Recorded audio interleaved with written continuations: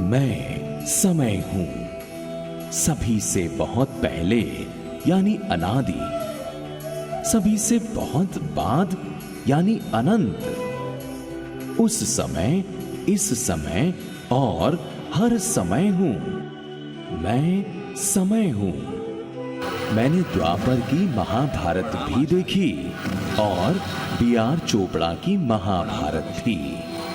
मैंने आम कलाकारों को खास बनते देखा और उनके किरदारों को अमर होते भी देखा।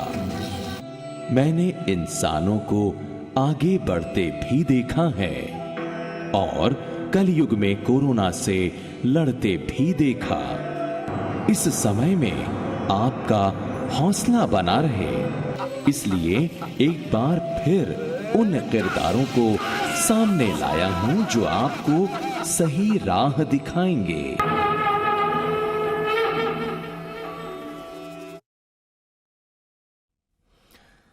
नमस्कार, देख रहे हैं आप जी राजस्थान, आपके साथ मैं हूं आशीष चौबे। पूरा देश इस वक्त लॉकडाउन है, सभी अपने अपने घरों में कैद हैं और ऐसे में हम आपके एंटरटेनमेंट का भी पूरा ख्याल रख रहे हैं। इन दिनों आप अपने घरों में रामायण और महाभारत देख जरूर रहे होंगे। समय, काल, परिस्थितियां कैसे बदलती हैं और कैसे उनके साथ बदलते हैं हमारे फैसले, ये सब कुछ हमने इन एपिक्स में देखा है। ये टीवी के वो सीरियल रहे हैं जो हमें हमारे पौराणिक, सैद्धांतिक इतिहास से रूबरू कराते रहे हैं, जो आज भी प्रासंगिक हैं। और इन सीरियल को देखकर हमें यकीन भी होता है कि हां, महाभारत ऐसी ही हुई होगी क्योंकि ये इतना जीवंत है। महाभारत को इतिहास के पन्नों से निकालकर टीवी पर उतारने वाले प्रोड्यूसर, डायरेक्टर और खासकर उन सभी कलाकारों को हमें धन्यवाद देना चाहिए क्योंकि उनकी अदाकारी ने सभी किरदारों को आम इंसान के जीवन का एक हिस्सा बना दिया, जो जहां होता वहीं ठहर जाता, लेकिन बिना इन सीरियल को देखे वो रह नहीं पाता। तो आज की इस खास पेशकश में हमारे साथ जुड़ रहे हैं ऐसे ही 3 हरफन मौला कलाकार जिन्होंने पर्दे पर B.R. चोपड़ा की महाभारत में धर्मराज युधिष्ठिर, महाबली भीम और चौसर के माहिर मामा शकुनी के किरदारों को जीवंत किया। जी हमारे साथ हैं गजेंद्र चौहान जी, प्रवीण कुमार जी हमारे साथ हैं और गुफी पेंटल जी हमारे साथ हैं। आप सभी का बहुत बहुत स्वागत है, बहुत बहुत धन्यवाद हमारे साथ शामिल होने के लिए। और मैं तो जिस साल में पैदा हुआ उसके 3 साल के बाद महाभारत रिलीज हुई सीरियल पर और छोटे पर्दे पर लोगों के घरों तक महाभारत पहुंची 1988 में। तो मेरे लिए तो ये आज बड़ा ऐतिहासिक लम्हा है कि आप तीनों लोग मेरे सामने इस वक्त जीवंत इस तरीके से मैं देख रहा हूं कि आज भी वो किरदार मेरे लिए एकदम जी उठे हैं। शुरुआत करते हैं धर्मराज युधिष्ठिर आपसे। गजेंद्र जी, आपका बहुत बहुत स्वागत है। तो अब एक बार फिर से 1988 से दोबारा हम देख रहे हैं 2020 में, भले लॉकडाउन की वजह से ही सही, लेकिन घरों तक महाभारत फिर से पहुंच रही है। किस रूप में, ये प्रतिक्रिया आपकी पहले? सबसे पहले तो मैं जी राजस्थान के तमाम दर्शकों को हाथ जोड़कर प्रणाम करता हूं। और आशीष जी, आपने तो पहले सेंटेंस में हमको हमारी उम्र की याद दिला दी। आपने कहा कि आप 3 साल के थे, तो हमें हमारी उम्र का अंदाजा हो गया। महाभारत जब पहली बार आया था तो हम लोग खुद कलाकार होके इतनी गौर से नहीं देख पाए थे। इसलिए कारण यह था कि हम भी करते थे और महाभारत टेलीकास्ट भी होती थी। लेकिन अब जब दोबारा एक समय आया है कि महाभारत दोबारा से प्रसारित हो रही है, तो अब देखने का और समझने का ज्यादा अवसर मिल रहा है। महाभारत जो है, पहले महाभारत की वजह से लॉकडाउन हुआ था, अब लॉकडाउन की वजह से महाभारत हो गई है। और याद है उस वक्त कहा जाता था कि मुंबई के ट्रैफिक का कंट्रोल करने का एक ही सॉल्यूशन है कि महाभारत चलाते रहिए टेलीविजन के माध्यम से। तो महाभारत को इस देश ने बहुत प्यार, सम्मान, आशीर्वाद दिया है। हम तमाम लोगों के ऋणी हैं कि उन्होंने इन किरदारों को अपने जीवन में एक्सेप्ट किया है। और आज महाभारत की सबसे बड़ी खूबी यह है कि हर किसी को लगता है कि उसके घर में एक युधिष्ठिर है, उसके घर में एक अर्जुन है, भीम है और उसके पड़ोस में कोई शकुनी है, कोई दुर्योधन है। तो नकारात्मक और सकारात्मक जितनी भी ताकतें हैं वो आज भी उतनी ही प्रासंगिक है जितनी महाभारत काल में थी। और अगर आज कोरोना का जो काल चल रहा है, जो संकट देश पे मंडराया हुआ है, इसमें जो आदरणीय प्रधानमंत्री जी ने हमें आदेश दिए हैं, जो निर्देश दिए हैं, उनमें महाभारत का एक प्रसंग बहुत ही प्रासंगिक है। जब विदुर जी ने लाक्षय गृह जाते हुए धर्मराज युधिष्ठिर को यह समझाते हुए कहा था कि वन की आग से कौन सुरक्षित रहता है, तो वन की आग से उन्होंने कहा था कि चूहा सुरक्षित रहता है, क्योंकि वो बिल में होता है। बिल मतलब अपने घर में रहता है। तो आज हमको यही निर्देश, सरकार के आदेश का पालन करना है कि हमको अपने घर में रहना है, क्योंकि ये जो कोरोना जो दुश्मन है हमारा, ये छुप के वार करता है। असल में ये सामने आके वार नहीं करता है। और कहते हैं कि दुश्मन अदृश्य हो जाए तो फिर अपने आप को भी छुपा लेना चाहिए। तो हम सबका ये कर्तव्य है कि अपने आप को बचाएं, अपने परिवार को बचाएं और देशवासियों को बचाएं। और जो भी निर्देश सरकार द्वारा दिए गए हैं हम उनका पालन करें। सोशल डिस्टेंसिंग है, लक्ष्मण रेखा है, संकल्प है, संयम है, तो ये जो सब निर्देश दिए गए हम उनका जोर शोर से पालन करें, तभी हम अपने आप को इस दुश्मन से बचा पाएंगे।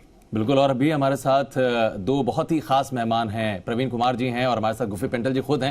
लेकिन प्रवीण कुमार जी पहले आपके पास आएंगे, उसके बाद गुफी पेंटल जी आपके पास आएंगे, और आपके पास अंत में इसलिए आएंगे तीसरे नंबर पर क्योंकि आप इस पूरे किरदारों के पीछे रहे हैं जो बहुत कम लोगों को पता है, इसलिए आपसे उन पर भी चर्चा करेंगे। प्रवीण कुमार जी, जिनका जिक्र भीम के तौर पर, महाबली के तौर पर होता रहा है, लोग जानते नहीं हैं, लेकिन 2-2 स्वर्ण पदक आपको मिले एशियन गेम्स में, ओलंपियन रहे आप, हैमर थ्रोवर हैं आप, ये आपकी एक ख्याति और एक ये कि आप एक अभिनेता भी हैं। आज महाभारत एक बार फिर से टीवी पर आ रही है, घर में आप भी देखते होंगे। अपने आप को सामने टीवी पर दोबारा देखकर कैसा लग रहा है? अच्छा लगा है। मेरा 30 साल के बाद दोबारा आई ये महाभारत। और जो 30-35 साल के लोग हैं ना, उन्होंने नहीं देखी थी, उनको नहीं समझ थी, लेकिन अब दोबारा देखने से मेरे ख्याल लोग उनको ज्यादा खुशी होती देख के। क्या उस वक्त देखते तो ना होती, अब लोगों को ज्यादा खुशी होती देख के उसको। और हमें भी अच्छा लगा है कि लोगों में कम से कम, जो अभी गजेंद्र जो बोल रहा था कि आप ये देखो कि जो सिस्टम है ना दुनिया का, वो वही आज से 3000 साल पहले भी वही घरों में लड़ाई झगड़ा, आज वही लड़ाई झगड़े हैं, वही चीजें चली आ रही हैं। और अच्छा लगा कि लोगों को कम से कम देखने के बाद कुछ सीखेंगे लोग, इनको कोई समझ आएगी दुनिया की। क्योंकि प्यार से रहो दुनिया में। आजकल तो दुनिया बहुत ही खतरनाक है, डर लगता है। तो प्यार, मोहब्बत, और जो गवर्नमेंट कहती है, मैं अभी देखता हूँ कि जो गवर्नमेंट कहती है उनकी बात मानो। वो कहते हैं अंदर बैठो तो अंदर बैठो। 1 महीने से कोई हर्ज नहीं हो जाता, कोई दुनिया नहीं उल्ट जाएगी कि लो जी दुनिया उल्ट गई। 1-2 महीने से कम सारे देश का कष्ट जो है खत्म हो जाएगा। इसलिए मेरी रिक्वेस्ट है आप लोगों से कि जो मोदी जी कह रहे हैं वो आप 1 महीना अंदर बैठे हो और डिसिप्लिन से बैठो। पता लगे कि ये कोई नेशन है, कोई हिंदुस्तान की कोई कौम है जो कहा मानती है। मैं तो देखा ये अपना कई एरिया में लोग ऐसे भागते हैं घरों से बाहर, जैसे गाय वैसे भागती है। तो मैं रिक्वेस्ट करता हूँ लोगों को कि यार 15 दिन 20 दिन महीना आप कहा मानो। और ये जो मास्क है या ग्लव्स है, जो वो कहते हैं उनको मानो। ये आपके फायदे के लिए है, ये गवर्नमेंट या किसी एक के फायदे के लिए नहीं है ये चीजें। क्योंकि आपको जो मैं आखिरी बात कहना चाहता हूँ, ये लोगों को ऐसे लगता है कि ये जो है वायरल, ये कोई छोटी मोटी चीज है। दोस्तों मैं आपको एक बात बोल दूं, मैं अपने बुजुर्गों से बातें सुनता रहा हूँ। ये ऐसा है, परमात्मा ना करे, अगर ये आउट ऑफ कंट्रोल हुआ तो यहाँ से लोगों को उठाने वाला कोई नहीं रहेगा। इसलिए कहा मानो, डिसिप्लिन में रहो और इसको अपने मुल्क से, अपने देश से भगाओ इसको। धन्यवाद। बिल्कुल, लगातार हम लोग और भी चर्चा करेंगे, बातचीत करेंगे। और आप की सेहत के बारे में भी हम लोगों को पता है कि कुछ समय पहले सर्जरी भी हुई और उस वजह से भी थोड़ा सा सेहत आपकी, ये जरूर प्रार्थना करेंगे हमेशा आप सभी लोग सेहतमंद रहें। लेकिन गुफी पेंटल साहब, अगर आपको आवाज सही से मिल पा रही हो, सही से आपके पास आवाज आ रही है मेरी, गुफी पेंटल जी? हाँ, आ तो रही है, लेकिन इट्स नॉट वेरी क्लियर। जी जी, मैं कोशिश करूंगा कि आप तक मेरी आवाज सही से पहुंचे ताकि हमारी आपकी बातचीत अच्छे से हो सके। इन किरदारों के पीछे आपकी पूरी एक मेहनत रही है। महाभारत के कास्टिंग डायरेक्टर आप रहे, आपका खुद का रोल शकुनी का रहा, तो दो सवाल इसमें कि इन किरदारों के पीछे किस तरीके की ब्रेन स्टॉर्मिंग रही उस वक्त, और आपका जो शकुनी का किरदार था, क्या खुद से आपने सोचा कि आपको शकुनी बनना चाहिए या आपको किसी ने सजेस्ट किया उस वक्त? पहला सवाल क्या था आपका? जी, जिस तरीके से आपने कास्टिंग डायरेक्टर की भूमिका निभाई किरदारों को लेकर, वो किस तरह से आपने सोचा कि किसको किसको क्या किरदार होने चाहिए? नहीं, वो क्या था कि हम लोग ऑडिशन ले रहे थे। मेरे को करीब करीब 10 महीने लगे। फिल्मालिया स्टूडियो में बुक किया हुआ था हमने। करीब 3,500-4 हजार लड़के लड़कियों के ऑडिशन दिए, और कुछ लोगों के हमने ऑफिस में भी लिए ऑडिशंस। तो उसको बिल मिला के हम लोग, I used to be ready with 3-4 choices. 3-4 choice देता था मैं अपने बॉसेस को। उसके बाद हम लोग कॉन्फ्रेंस में बैठते थे और फिर डिसाइड करते थे कि कौन सा लड़का या लड़की क्या रोल करेगा, ये क्या रोल नहीं करेगा। तो उस तरह होता था। और जहां तक मेरे रोल का सवाल है, तो मेरा रोल भी लटका हुआ था, क्योंकि मैंने 3-4 कैरेक्टर्स अपने कैरेक्टर के लिए भी छान के रखे हुए थे। लेकिन अंदर से डेफिनेटली दिल करता था कि मैं कैरेक्टर करूं, बड़ा अच्छा है, नमकीन कैरेक्टर है, जरा इसमें काफी शेड्स हैं। तो बहुत दिनों तक बॉसेस चुप थे। उसके बाद अल्टीमेटली जब उन्होंने बताया, जब मैंने पूछा कि अब तो दादी की शादी होने वाली है, पितामा जाने वाले हैं उनके लिए, तो आप बताइए, क्योंकि शक्ति तो आने वाला है। तो उससे पहले फिर उन्होंने बताया, दिया चोपड़ा साहब ने और डॉक्टर राय मासूम रजा ने, जो सरदार कर रहा है, कि दे वर वेरी इम्प्रेस्ड विद एक रोल मैंने किया था बादशाह सफर में, अंग्रेज का मेटकाफ का रोल किया था मैंने, रेसिडेंट ऑफ इंडिया 1857 का ये अंग्रेज था। तो वो रोल जब मैंने किया था, तो उससे वो इतने इम्प्रेस हुए थे कि उन्होंने सोचा कि शकुनी इसी से कराएंगे। तो दैट इज व्हाई वो जो है it came as a pleasant surprise, and I am thankful to God and thankful to my seniors और मेरे माता पिता के, मतलब उन्होंने ये रोल मेरे लिए सोचा। और बड़ी बात थी, क्योंकि बाकी तो सब ठीक है, हो ही रहा था। मैं तो आई वाज जस्ट एम्प्लॉयड, मतलब मैं तो कास्टिंग करता था, प्रोडक्शन मैनेजर था, प्रोडक्शन डिजाइनर था और एसोसिएट डायरेक्टर था, बस इससे ज्यादा नहीं था। लेकिन ये उनकी कृपा है, उनका सोचना है, और बड़ी अच्छी सोच थी कि उन्होंने सोचा कि मैं ये करूं, और वो भगवान की कृपा से अच्छा हो गया, सबको पसंद आया। आज वो हिस्ट्री है, बिल्कुल हिस्ट्री है। अब एक बार फिर से महाभारत देख रहे हैं घर में आप, ये अनुभव कैसा है इतने वर्षों के बाद, करीब करीब 3 दशकों के बाद? बहुत मजा आ रहा है। It is same. अभी तो इलेक्ट्रॉनिक मीडियम है, तो चर्चे हो रहे हैं बहुत ज्यादा। अगर ये उस जमाने में हुआ होता तो आज कुछ और ही खेल होता। लेकिन उस जमाने में भी ये जो अभी मेरे भांजे युधिष्ठिर ने बताया है कि कोरोना की तरह हो जाता था, एकदम सुनसान रास्ते। आप बिलीव नहीं करेंगे कि हम अंधेरी से चर्च गेट 12 या 15 मिनट में पहुंच जाते थे उस जमाने में, अगर जब महाभारत चल रहा होता था। और आजकल के जमाने में 2 घंटे लगते हैं, 2-2.5 घंटे लगते हैं, आपको इतना ट्रैफिक है। और जब आज भी वही हिसाब है आज, लेकिन पुलिस ने और सरकार ने जो है वो ऐसा बना दिया है सिस्टम। लेकिन उस जमाने में तो अपने आप होता था। तो ये कोरोना वाली बात थी। लेकिन ये अजीब बात है कि दोनों चीजें एक तरह से जुड़ी हुई हैं। उस वक्त कोरोना जैसा माहौल महाभारत ने बनाया था, आज महाभारत तो कोरोना ने बनाया। बिल्कुल वही बात।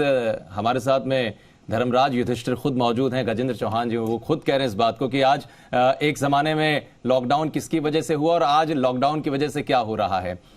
लेकिन गजेंद्र जी, बहुत सारी ऐसी बातें होती हैं जो कहीं ना कहीं जब आप किसी किरदार को इतना जी लेते हैं, 94 एपिसोड उसके, मतलब लगातार वो सीरियल चलता रहा, लोगों के घरों तक पहुंचता रहा, और ये हमेशा कोशिश भी रही है आप लोगों की, जैसा देखकर लगता भी है कि उसको किस तरीके से जी लें। कितने वर्षों तक लगा कि वो किरदार अभी भी हमारे साथ हैं, भले हम सीरियल पूरा कर चुके हैं, पैकअप हो चुका है, प्रसारित हो चुका है, लेकिन कितने वर्षों तक ये लगता रहा कि अभी भी वही सब चीजें ताजा हो जाती हैं अचानक से? देखिए, उसका बिल्कुल सामने आपके प्रूफ है। आप गजेंद्र के अलावा युधिष्ठिर किसी को सोच नहीं सकते।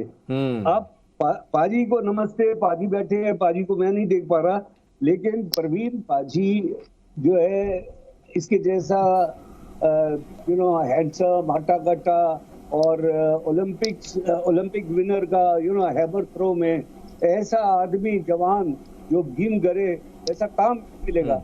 अब आप भीष्म पितामह को ले लो, भीष्म पितामह एक ही है हिसाब का, और रियल लाइफ में भीष्म पितामह उन्होंने अभी तक शादी नहीं की। अच्छा, और बाकी दुर्योधन, आप कोई भी आप करेक्टर में ले लो, आप द्रौपदी ले लो, आप कोई भी करेक्टर, चाहे वो मेरा बीजा, धृतराष्ट्र, एक से करेक्टर है। लेकिन इसके पीछे एक और है कि हम उनको टाइमिंग साहब ने लिया था, ये 84 से शुरू की थी रिसर्च करना, 84 से प्लानिंग हो रही थी, और 86 के बाद हमने जाके थोड़ा सा उसको प्रैक्टिकल करना शुरू किया। और काफी टाइम, 4.5 साल किसको कहते हैं, आजकल 4.5 साल नहीं है लोगों के पास कि इतनी रिसर्च करें, इतना काम करें, और बहुत ही बेहतरीन स्क्रीन प्ले, जैसा आपने खुद ही कहा, डॉक्टर राही मासूम रजा, उनका जिक्र भी आपने किया गुफी साहब, और बहुत ही बेहतरीन स्क्रीन प्ले रहा, इसीलिए लोग कहीं ना कहीं सीन टू सीन कनेक्ट कर पाए एक सीन को दूसरे सीन के साथ में। कहीं पर ऐसा नहीं लगा कि कभी कुछ मिसमैच हुआ हो। गजेंद्र चौहान जी, आपके पास आते हैं, जो कैरेक्टर प्ले किया उसके अलावा बहुत सारे किरदार फिल्मों में, सीरियल्स में बहुत कुछ आपका रहा है, फिर भी युधिष्ठिर का किरदार कितने सालों से अभी भी क्या वही तरोताजा, वही फीलिंग देता है आपको? आशीष भाई, ऐसा है कि ये जो महाभारत और रामायण है, इस देश की धरोहर है। ये दोनों महाकाव्य, अगर हम भूलना भी चाहें तो इस देश की जनता भूलने नहीं देती। हमें पल पल याद दिलाती है कि आपने महाभारत में युधिष्ठिर का रोल किया था। अब ये इतना अच्छा इसलिए हुआ कि इसमें कई कारण थे, लेकिन मैं अपनी बात कहने से पहले 2 बातें कहना चाहूंगा कि बड़ा गर्व है कि हमें परवीन कुमार जी के साथ काम करने को मिला। जिस तरह से वो भारत की आन बान शान है, महाभारत की भी वो आन बान शान है, क्योंकि ऐसा भीम ना कभी हुआ है, ना है और ना होगा। क्योंकि ये इनको कुछ करने की आवश्यकता नहीं है, खड़े हो जाते हैं तो लगता है कि भीम आ गया। तो इतनी ताकत उनके अंदर से दिखाई देती है कि सचमुच का भीम भी कभी सोचता होगा कि ये क्या भीम बना है। We are very proud to have him. दूसरी बात मैं गुफी जी के विषय में कहूंगा, Gufi ji is a very talented man. इन्होंने जो कास्टिंग की है, मैं ये बताना चाहता हूं कि पहला चयन जो है वो गुफी जी करते थे। बहुत सारे आर्टिस्टों में से उस किरदार को निकाल के लाना कि वो उसके करीब है इस किरदार के, ये गुफी जी का काम था। और गुफी जी की जो चयन प्रक्रिया थी वो इतनी करेक्ट होती थी कि बाकी लोग जो थे टीम में वो मना नहीं कर पाते थे। तो मैं गुफी जी को भी बधाई देना चाहूंगा कि इन्होंने जो है उस चयन प्रक्रिया को बड़ी ईमानदारी से निभाया।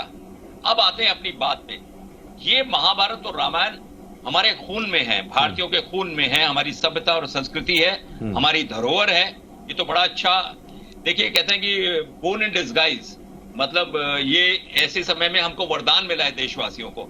दूसरी बात ये, मैं ये भी कहना चाहूंगा कि जैसे मेरा बेटा जब महाभारत पहली बार आई थी तो पैदा हुआ था, और आज वो 30 साल का है, वो डॉक्टर बन चुका है, लेकिन मैं अपने साथ बैठा के, अपने परिवार के साथ बैठा के उसको महाभारत दिखाता हूं, क्योंकि महाभारत सिर्फ देखने की चीज नहीं है, ये सीखने की चीज है, अपनाने की चीज है।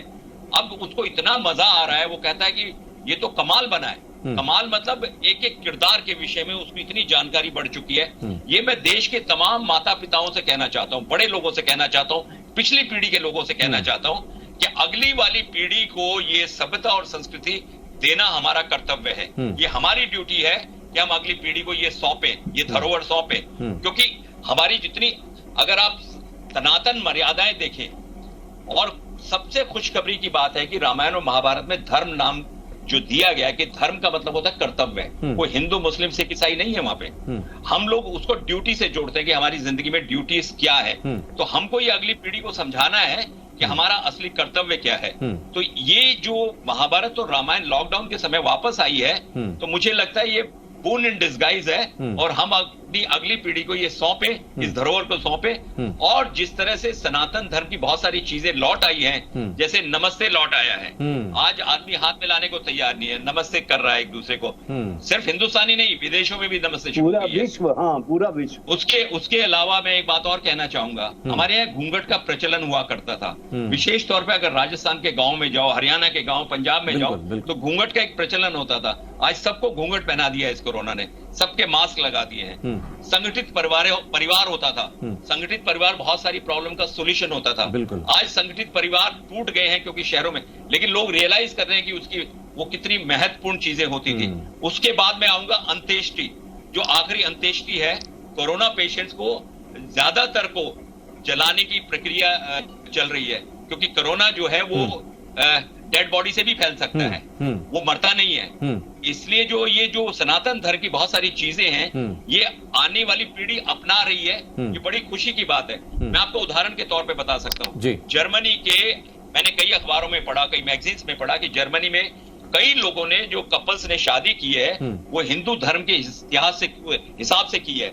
हवन में जब सामग्री डाली जाती है और जब अग्नि के अंदर जो है वो सामग्री वातावरण में जाती है, तो उसको दूषित होने से बचाती है। तो ये सारी चीजें जब लौट रही हैं, जिनको हम भूल चुके थे, ये बड़ी खुशी की बात है कि रामायण और महाभारत के माध्यम से वापस हमारे जीवन में लौट रही है। बिल्कुल, और अडेप्टेशन कई बार हुए, हमने देखा कि इस एपिक के अलावा भी बहुत बार बने, लेकिन कहीं ना कहीं सभी का अपना एक जॉनर हो जाता है, हम किसे क्या पसंद करते हैं। लेकिन कम से कम ये जो है, जैसे हम देखते हैं कि वैश्विक स्तर पर विश्व धरोहरें हो जाती हैं, हिंदुस्तान में बहुत सारे मॉन्यूमेंट्स हैं, बहुत सारे ऐसे इमारतें हैं जो धरोहर है, ये भी कहीं ना कहीं, ये रामायण और ये महाभारत, ये दोनों कहीं ना कहीं धरोहर के तौर पर, जैसे आपने खुद जिक्र किया, उसी रूप में भी आगे कई वर्षों के बाद जानी जाएंगी।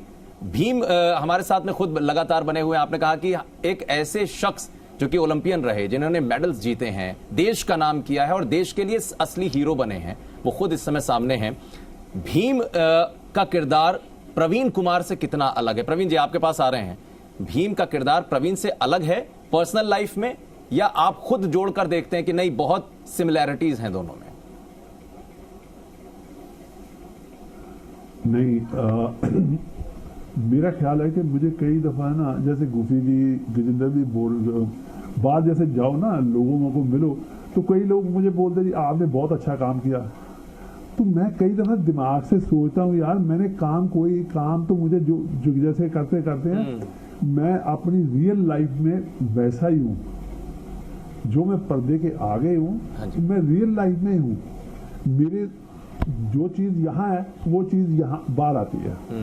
और हम लोग जो पांडव रोल कर रहे थे, जो 5, जब हम मेकअप रूम में बैठते थे या बाहर आना, तो आप यकीन करना कि परमात्मा की तरफ से उस रोल्स में इतनी ताकत थी कि हम पांचों का आज तक भाइयों की तरह प्रेम है।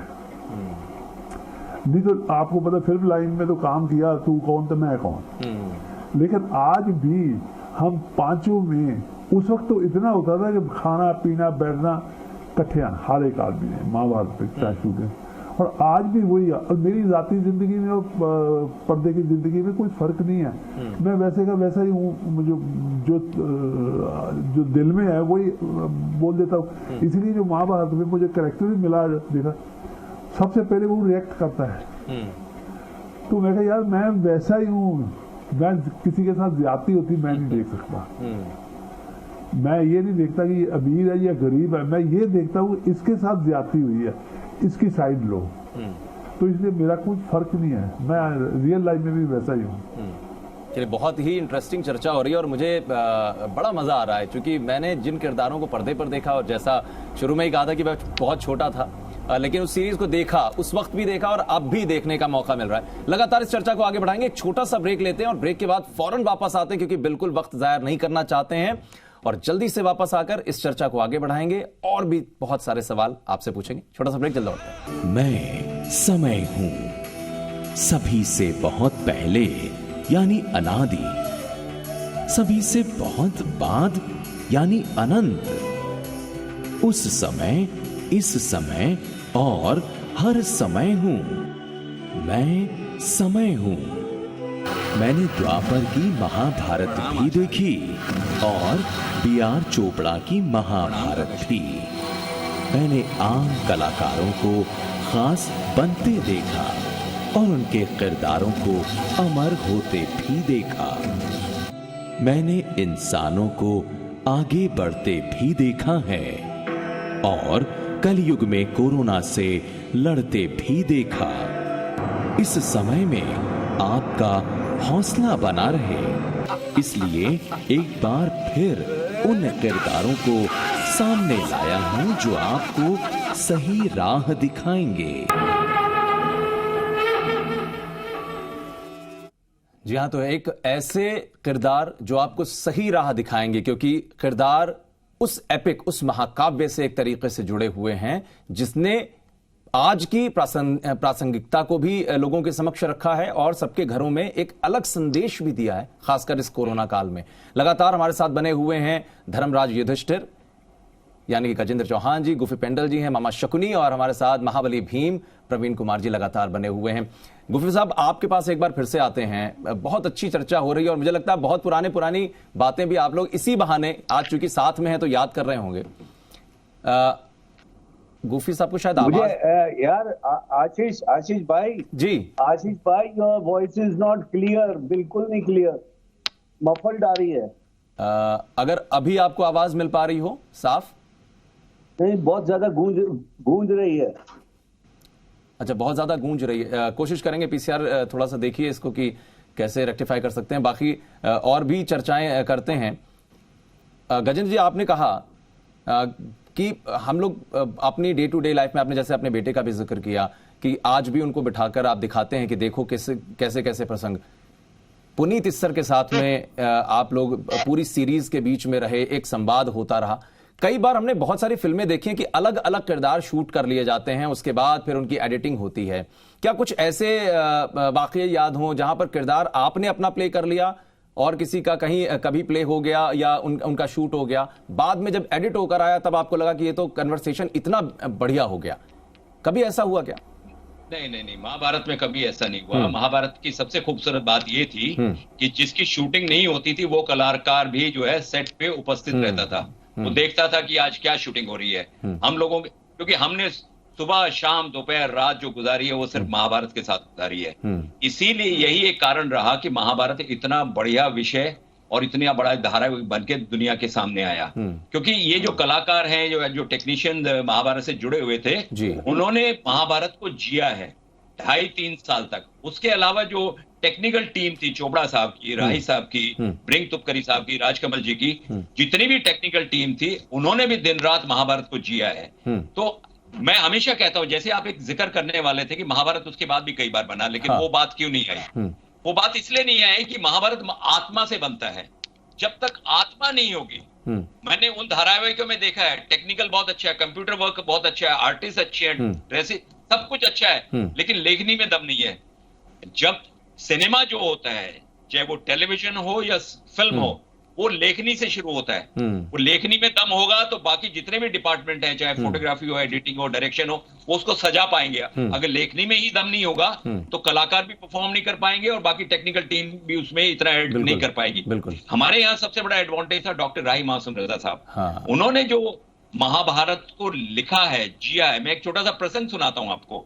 मैं एक बार ऑफिस गया, तब तक द्यूत क्रीड़ा का एपिसोड आ चुका था।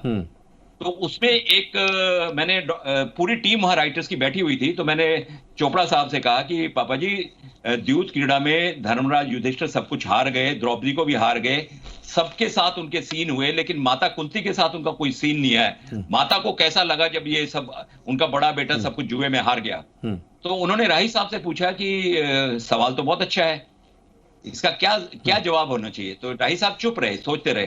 थोड़ी देर बाद फिर उन्होंने पूछा, तो राही साहब फिर चुप रहे, लेकिन तीसरी बार चोपड़ा साहब से रहा नहीं गया। तो उन्होंने बोला कि गजेंद्र ने बहुत अच्छा सवाल पूछा था, आपने जवाब नहीं दिया। तो राही साहब थोड़े टेम्परामेंटल थे, थोड़ा गुस्सा कर गए, बोले अमा मियां मैं कुंती बनूंगा तो लिखूंगा ना। तो चोपड़ा राय साहब उस किरदार को जीते थे। हाँ। एंड बिलीव मी, अगली सुबह वो सीन लिख कर लाए जहां कुंती अपने बच्चों को लेके, मतलब पांचों पांडवों को, द्रौपदी को लेकर राज्यसभा में आती है और धृतराष्ट्र के साथ उसका वाद विवाद होता है। इतना खूबसूरत सीन उन्होंने लिखा। तो ये चीजें होती हैं जहां आत्मा जुड़ जाती है। राही साहब मुझे लगता है कि कंप्लीटली इसमें खो गए थे, डूब गए थे, और उनके साथ साथ तमाम टेक्निकल टीम और तमाम आर्टिस्ट भी इसमें खो गए थे। उसका परिणाम जो है वो सारे देश के सामने है कि महाभारत इस रूप में सामने नजर आया। इसमें एक बात मैं जोड़ना चाहूंगा गजेंद्र, अगर आपको याद होगा, मैं रात को शाम को जाया करता था राही साहब से डायलॉग्स लेने, तो वो अपने सोफे पे नीचे कारपेट में बैठा करते थे, तकिया लगा के, और बड़े मजे से वो लिखते थे। और उस लिखावट में फिर एक दिन बातों में मुझे बोलने लगे कि सरदार, this Mahabharat is so heavy on me कि ये मेरा खून चूस रही है। पता है कैसे? क्योंकि मैं हर किरदार जब लिखता हूँ तो अपना खून देता हूँ, मैं हर किरदार को जीता हूँ और उसके साथ मरता भी हूँ। तो मैं पता नहीं कितना जिंदा रहूंगा, लेकिन ये और सही बात भी है कि उसके बाद वो ज्यादा देर नहीं, और वो जीते थे। मतलब अगर उन्होंने शकुनी करना है तो शकुनी, उसके बाद पलटी होके उसके विपरीत, अगर उन्होंने भीष्म करना है तो भीष्म बनते थे, अगर कुंती बनना है, युधिष्ठिर बनना है, दुर्योधन, तो इतने विपरीत कैरेक्टर्स को उन्होंने एक साथ में जिया है। तो वो आदमी कितना जबरदस्त अपना खून निचोड़ता होगा, वो मैंने खुद देखा है, अपनी आंखों से देखा है शाम को। और वो पूरी रात मेहनत करते थे, सुबह 5, 6 बजे, 7 बजे वो सोते थे, पूरी रात लिखते। और उनकी स्क्रिप्ट के ऊपर लिखा होता था गोफी जी, डॉक्टर राही मासूम रजा की मेज से, यस। नहीं, और उस मेज का जिक्र भी किया, उस मेज का भी जिक्र किया, और सभी के लिए वो किस तरीके से आज देखे जाने भी जा रहे हैं। और ये आपने जैसा कहा खुद कि लेखनी जो है वो आपको हमेशा खास बनाती है, और शायद उनकी लेखनी का ही ये असर है कि आज उनकी चर्चा यहां कर रहे हैं। एक चीज और मैं ऐड करना चाहूंगा, छोटी सी, बड़ी महत्वपूर्ण है। कई बार क्वेश्चन पूछा जाता है कि साहब आप बताइए, जमाने की मेकिंग में और अभी की मेकिंग में क्या फर्क है? मैं सिर्फ इतना कहता हूँ कि आजकल के जमाने में जो है, लोगों को हर दिन सर्व करना पड़ता है, बहुत ज्यादा भारी पड़ता है। यंगस्टर्स हैं, ठीक है, ये बहुत बेचारे सोचते हैं, सब कुछ करते हैं, they are hard working, everything, और इनके पास काफी फैसिलिटीज भी हैं जो हमारे जमाने में नहीं हुआ करती थी। लेकिन इनको फास्ट फूड देना पड़ता है। हमारे जमाने में ये माँ का बनाया हुआ खाना था, हफ्ते में एक बार, और आपको भरपूर खिलाती थी माँ, आहिस्ता आहिस्ता चबा के। ये प्रॉब्लम है आजकल, और उसमें आजकल बेचारों को टाइम नहीं मिलता, और कोई बात नहीं। बिल्कुल, इसने कहीं ना कहीं, इस एपिक ने धर्म के बंधन को तोड़ा है। और कैसा भी, अभी जैसे गजेंद्र जी आपने खुद कहा, धर्म का मतलब हमारे लिए सिर्फ कर्तव्य है, और कर्तव्य को कैसे निभाना है, उसका पालन क्या करना, यही महाभारत और हमारे रामायण ने हमें दिखाया है। क्योंकि एक ऐसा व्यक्ति जिसने महाभारत को सही तरीके से पिरो दिया लेखनी में, वो खुद मुस्लिम हैं। सहदेव के बारे में भी कहा जाता है कि बहुत सारे ऐसे किरदार रहे जो अपने धर्म से अलग, अगर उनको हम जाति आधारित या धर्म आधारित बांटते भी हैं सिर्फ इसलिए कि लोग कहते हैं, तो शायद उस बंधन को भी तोड़ दिया इस पूरे तरीके से इस एपिक ने। बिल्कुल नहीं, मैं तो आज भी कहता हूं कि अगर हम लोग हिंदू मुस्लिम सिख ईसाई करते रहेंगे तो फिर राष्ट्र की कौन सोचेगा? आज समय है राष्ट्र के विषय में सोचने का। आज एक ऐसा दुश्मन खड़ा हुआ है जिसमें हमको सबको इकट्ठा होकर उससे लड़ना है। जैसे कि महाभारत में कहा गया है कि पांडव 5 थे, कौरव 100 थे, लेकिन जब कोई तीसरा उनसे लड़ने आता था तो वो 100 और 5 नहीं 105 होते थे। तो आज हमको 105 होकर लड़ना है। इस देश में हमको सोचना ही नहीं है कि हमारा रिलीजन क्या है, हमारा धर्म क्या, और धर्म है हमारा ड्यूटी, हमारा कर्तव्य। हमारा कर्तव्य है आज उस ऐसे दुश्मन से लड़ना जिसके लिए सरकार भी जी जान लगा रही है, राज्य सरकारें भी जी जान लगा रही हैं, और हम एक नागरिक होने के नाते हम भी अपना पूरा जी जान लगाएं, उन निर्देशों का पालन करें, उन बातों का पालन करें जो सरकार हमसे चाहती है। तो मुझे लगता है डेफिनेटली इसमें तकलीफों का काम भी है। मैं ये नहीं मानता कि सारी सबको सुविधाएं हैं, मजदूरों की अपनी प्रॉब्लम है, किसानों की अपनी प्रॉब्लम है, लेकिन आज सबसे पहले कहा जाता है कि जान है तो जहान है, जान होगा तो जहान होगा। आज विषय आ गया कि जान भी चाहिए और जहान भी चाहिए। अगर ये दोनों चीजें चाहिए तो हमको एक होकर लड़ना पड़ेगा और उन निर्देशों का पालन करना ही होगा। जाहिर और जहान की बात भी चल रही है। पूरा जहां इस वक्त जिस एक कोरोना की वजह से परेशान हो, उसमें यही कहा जा रहा है कि सुरक्षित रहिए, और सुरक्षित तभी रहेंगे जब आप संक्रमण से दूर रहेंगे, और संक्रमण से भी दूर तभी रहेंगे जब घर में रहेंगे। हमारे साथ खुद लगातार भैया बात सीधी सादी है जी। अगर देशवासी है तो देश है, अगर देशवासी नहीं रहेंगे तो देश क्या चलाना, किसने चलाना और किसके ऊपर चलाना। तो बात यह है कि पहली दफा हमको ये सिखाया जाता है, और इससे पहले कभी ये नहीं कहा था। पहले ये कहा जाता था कि सारे इकट्ठे मिल जाओ और अटैक करो। अभी कहा जाता है नहीं, डर के रहो, डर के रहो। ये ऐसा पैमान है कि ये बिना इनविटेशन के घर पे नहीं घुसता, और अगर घुस जाता है तो आपको लेकर साथ में जाता है, और जब लेकर जाता है तो आपकी अंतिम क्रियाक्रम भी नहीं करने देता। ये ऐसा डर के रहना चाहिए। बिल्कुल, इसीलिए कहते हैं कि थोड़ा सा डर कभी कभी जरूरी होता है। अगर अपने आप को सुरक्षित आप रखना चाहें तो थोड़ा सा डर भी जरूरी है। प्रवीण कुमार जी, आपके पास आते हैं। अब चूंकि आप तीनों लोग इस वक्त मौजूद हैं और तीनों लोगों के बहुत सारे संवाद हम लोग सुनते हैं और बड़े जीवंत होते हैं, तो पहले मैं चाहूंगा प्रवीण जी आपके पास आते हैं। इतने सारे संवाद में कुछ ऐसी बातें जो हमेशा जबान पे रहती हैं और जो लगता हो कि आज भी मौका मिले तो वो संवाद जरूर सुनाना चाहूंगा मैं, भीम के उस किरदार का। ये तो है, लेकिन मैं आपको एक बात कहना चाहता हूँ। अभी गुफी जी भी बोल रहे थे, गजेंद्र भी बोल रहा था। हम जब बाहर किसी मिलो ना, फॉरेन कंट्री में किसी को, तो उनको पूछो वेयर आर यू फ्रॉम, तो वो ये नहीं कहता कि मैं इंडियन हूँ, आई एम फ्रॉम फलाना, आई एम फ्रॉम फलानी स्टेट। तो मैं कई दफा ये सोचता हूँ यार, इंसान सबसे जरूरी है इंसान बनना। इंसान कोई नहीं सोचता। इंसान बनोगे तो सच बोलोगे, बेईमानी नहीं करोगे, झूठ नहीं बोलोगे। इन चीजों को हमारे लिए ये चीजें माने नहीं रखती कोई चीज। रहा संवाद, तो मेरा ख्याल है कि आज भी अगर हम जी रहे हैं जिंदा, तो महाभारत की कई ऐसे बातें हैं। मैं आपको एक बात सुनाता हूँ। हम लोग लंदन गए, इंग्लैंड गए, महाभारत की टीम पूरी। तो सुबह अर्ली मॉर्निंग फ्लाइट जो थी ना वो लैंड की, तो बाकी तो सारे जो हैं वो मूछें, दाढ़ी, गेटअप होता था, तो मैं बगैर गेटअप के होता था। तो एक अपनी बुढ़ी लेडी थी पंजाबी अपनी, वो मेरे पास आके बोल दिया, पहले उसे लेफ्ट राइट देखा तो मुझे बाद में पूछ दिया, पुत तू भीम? मैं कहा हाँ माँ, भीम नहीं मैं, पर मैंने भीम का रोल किया है। और आप यकीन करना, 10 मिनट के बाद वो लेडी आई, बुजुर्ग लेडी, और उन्होंने सज्जे का भी देखे, मुझे कहती अब मुझे कोई परवाह नहीं, अगर मेरा साहब मुझे नौकरी से भी निकाल दे ना, निकाल दे, मुझे तू ऑटोग्राफ दे मुझे। मतलब लोगों में इतना प्यार आज भी मैं महसूस करता हूँ कि हम लोग उनके सामने बहुत छोटे पड़ जाते हैं, जितना लोग प्यार देते हैं आपको। और संवाद तो एक से एक बढ़ के है। गुफी जी के सुन लो या दूसरे, मेरे से 2-2 लाइनें, मेरा काम उल्टाने पलटाने का ज्यादा होता था। मेरा काम बोलने का काम होता था, उठाठ हुए मारना, वो काम ज्यादा। लेकिन मैं एक चीज नोट की है महाभारत से, मैंने ये नोट किया कि जिस घर में आज भी देख लो बड़े बुजुर्गों का अनादर होता है, बेइज्जती होती है, वो घर हमेशा बर्बाद हो जाएगा, वो चलेगा नहीं लंबी देर के लिए। ये मैंने एक बात सीखी है। दूसरा, माँ बाप की सेवा, जो ये काम करता है वो अमर है दुनिया पे। तो कोई डायलॉग हो जाए जो याद रहता हो, अचानक जहन में आ जाता हो। डायलॉग हो जाए, एक तो इतना बोल दिया वो घिस गया मेरा ख्याल डायलॉग, लेकिन मैं थोड़ा सा सुनाता हूं प्लीज। इस संसार के सारे क्षत्रिय सुने, वो क्षत्रिय भी सुने जो इस संसार में नहीं है, और वो क्षत्रिय भी सुने जो इस संसार में आने वाले हैं। मैं जो कहने जा रहा हूं, ना मुझसे पहले किसी ने ऐसा कहा है और ना ही कोई मेरे पश्चात ऐसा कहेगा।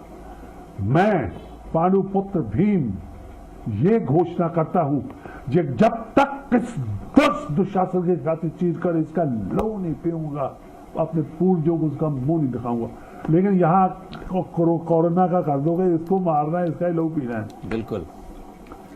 और ये देखिए फिर से वो मेरे लेकिन पंगा क्या है कि दुश्मन बहुत छोटा है। बिल्कुल बिल्कुल बिल्कुल, ये इतना सूक्ष्म है, बिल्कुल सही कहा आपने। और सबसे बड़ी बात, अगर आपको दुश्मन दिख रहा है तब तो लड़ाई लड़ लेंगे। दुश्मन दिख ही नहीं रहा, अदृश्य दुश्मन है, अदृश्य ताकत है, नेगेटिव ताकत, जिससे हमें लड़ना है। तो लड़ने के तरीके जरूर बताए जा रहे हैं कि क्या कुछ हो सकता है। मैं आपको ना थोड़ी सी आज का अनिल जी, मैं एक बता 2 साल से जी मैं टीवी न्यूज़पेपर जो पाप हो रहा था ना, जो पाप हो रहा था, टीवी पे रोज अखबार खेलो तो अखबार को खोलो, न्यूज़पेपर को तो पूरी मर्डर, रेप, ये वो, टीवी यही बातें। तो मैं सोचना कि ये दुनिया कितनी देर और चलेगी, क्योंकि जो सिस्टम चल रहा है, दुनिया का पाप बढ़ रहा है, जैसे ये दुनिया लंबी नहीं चलेगी। लेकिन अभी ये आप यकीन करना कि अगर अभी भी दुनिया ना अपने आप को सुधरी, ठीक किया अपने आप को, अपने इंसान ना बढ़े, तो ये दुनिया लंबी देर नहीं चलेगी। अभी तो चलो ये ठीक हो जाएगा काम अपना कोरोना का। बिल्कुल इंसान बन जाए, हम अच्छे इंसान बन जाएंगे, उसमें देश का भी भला, सबका भला है। लेकिन हम कोई बंगाली, कोई पंजाबी, कोई फलाना, लेकिन हम इंसान नहीं बनते। बिल्कुल, कौरवों में तो हठ धर्मिता थी, लेकिन कोरोना में तो ये भी पता नहीं चलता कि उसके हठ धर्मिता क्या है। ये तो बस मारने पर उतारू है, आमादा है। लेकिन गजेंद्र जी आपके पास आते हैं, जैसे हमने सुना और मेरे तो गूज बम्स आ रहे थे कि वाकई में मैं सुन रहा हूं उनको लाइवली। मैं चाहूंगा कि एक डायलॉग जो प्रसंग सबसे ज्यादा आपके जहन में आता हो, वो दर्शकों के लिए प्लीज।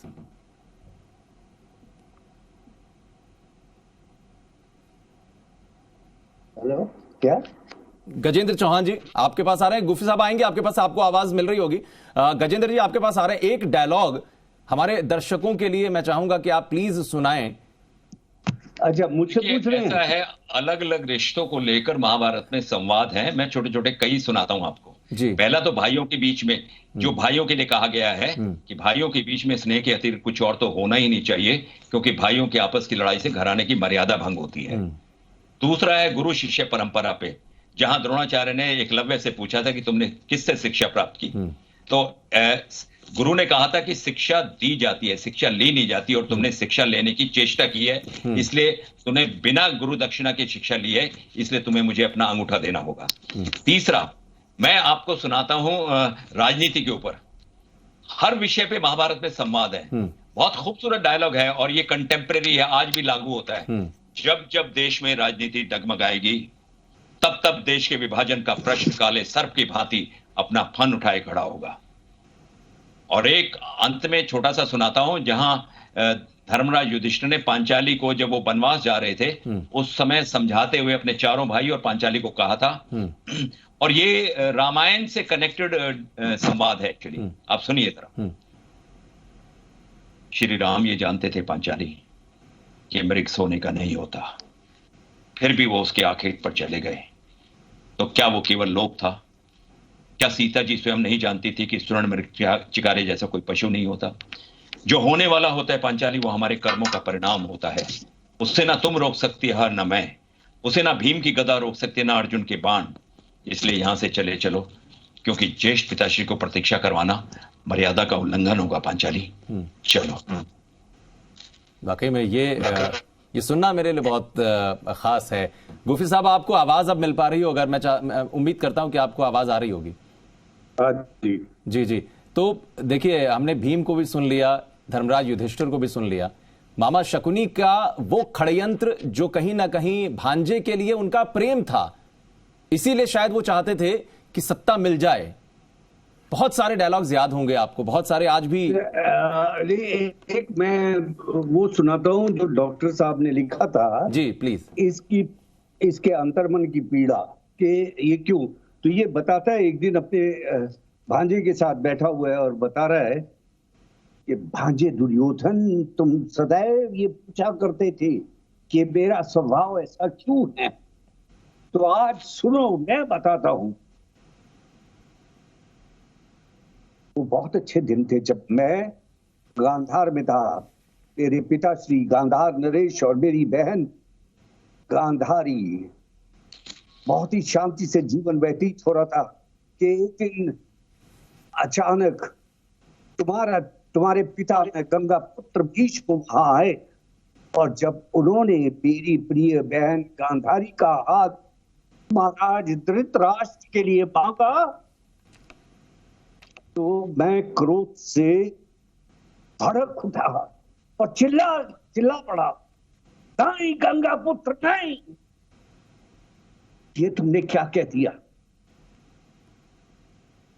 अरे ये कहकर तुमने ना केवल मेरा अपितु गांधार का अपमान किया है, जिसके लिए मैं तुम्हें कभी क्षमा नहीं करूंगा। मेरी प्रिय बहन गांधारी का हाथ तुम्हें उस नेत्रहीन धृतराष्ट्र के लिए ही क्यों सूझा? महाराज धृतराष्ट्र के लिए क्यों नहीं सूझा? मेरी बहन के जीवन में उसका चंद्रमा उदय हुआ तो क्या, और नहीं हुआ तो क्या? उसका जीवन तो सदैव अंधकार में ही डूबा रहेगा ना गंगा पुत्र।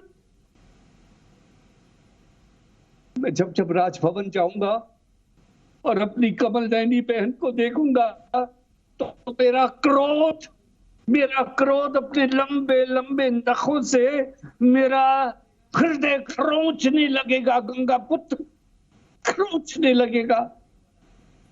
तो मैं प्रतिशोध की अग्नि में जलकर राख जाऊंगा। इसी प्रतिशोध की अग्नि से मैं तुम्हारे हस्तिनापुर को जलाकर राख कर दूंगा, सर्वनाश कर दूंगा कुरुवंश का, सर्वनाश कर दूंगा सबका, सर्वनाश। तो ये था। चलिए बिल्कुल, और एकदम ऐसा लगा कि खो गया, मैं तो खो गया, और आपके जो साथी हैं मुझे लगता है वो भी खो गए होंगे। लेकिन चूंकि बहुत वक्त इजाजत नहीं दे रहा कि चर्चा को आगे बढ़ा पाएं, मन नहीं कर रहा है जाने का, लेकिन एक संदेश चाहेंगे कि आप तीनों, पहले मैं चाहूंगा गुफी पेंडल साहब, आप कोई संदेश इस देश को दें, यहां के लोगों को दें कि कम से कम लॉकडाउन में पालन करें, और नहीं करेंगे तो कितना खतरनाक।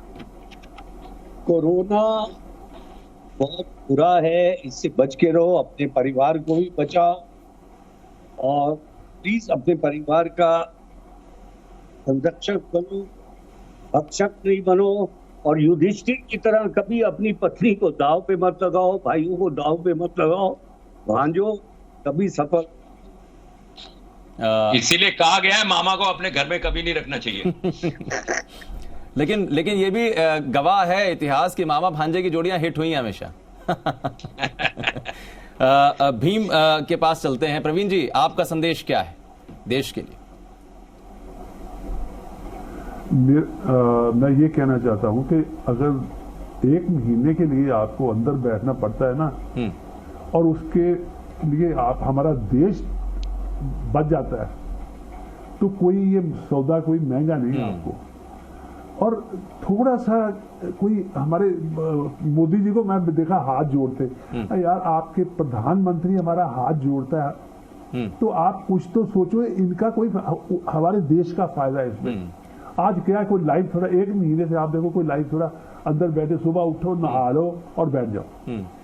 एक डार्क गया लाइफ में ये महीना। मैं लोगों को ये कहना चाहता हूँ, वही कौम सरवाइव करती है जिसमें डिसिप्लिन है, जो अपने कौम का सोचती है, अपने देश का सोचते हैं। इसलिए ये जो वायरल है, अगर ये तब ही मरेगा अगर हमारे में डिसिप्लिन होगा, हम अपने घर में अंदर आएंगे तो ये बाहर जाएगा। जब घर खाली होता है ना तो दुश्मन चोरी उस वक्त करता है, भरे घर में कभी चोर बिल्कुल नहीं होगा।